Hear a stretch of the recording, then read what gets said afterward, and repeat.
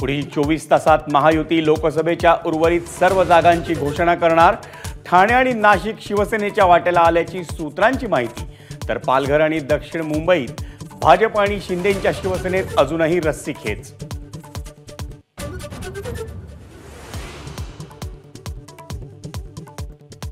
महायुतीकडून उज्ज्वल निकम यांना उमेदवारी मिळण्याची शक्यता। उत्तर मध्य मुंबईत खासदार पूनम महाजन यांचं तिकीट कापलं जाण्याची शक्यता।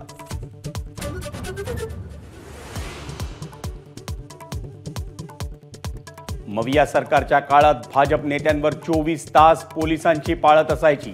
एबीपी माझाच्या तोंडी परीक्षेत भाजप आमदार आशिष शेलारांचा आरोप।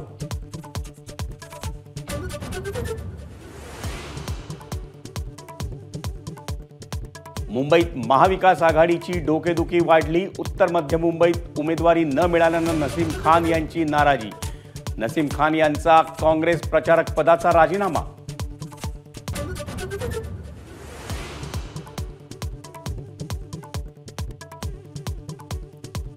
तेरा राज्य आणि केंद्रशासित प्रदेशात दुसऱ्या टप्प्यात शांततेत मतदान प्रक्रिया पूर्ण। 7 वाजेपर्यंत अंदाजे 60.96% मतदान। राज्यात 54.34% मतदान।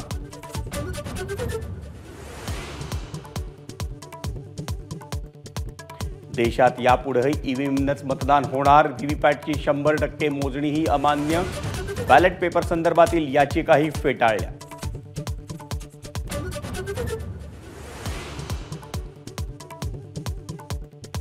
मुंबईतील सी लिंक आणि कोस्टल रोड जोडण्यासाठी गर्डर बसवण्याचं काम पूर्ण। योग्य नियोजन आणि अद्ययावत तंत्रज्ञानामुळे कठीण परिस्थितीतही काम वेळेआधीच पत्ते।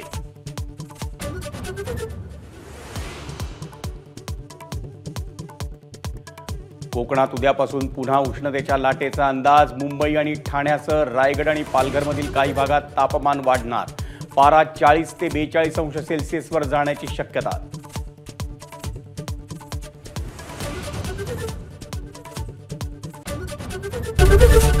एबीपी माझा, उघडा डोळे बघा नीट।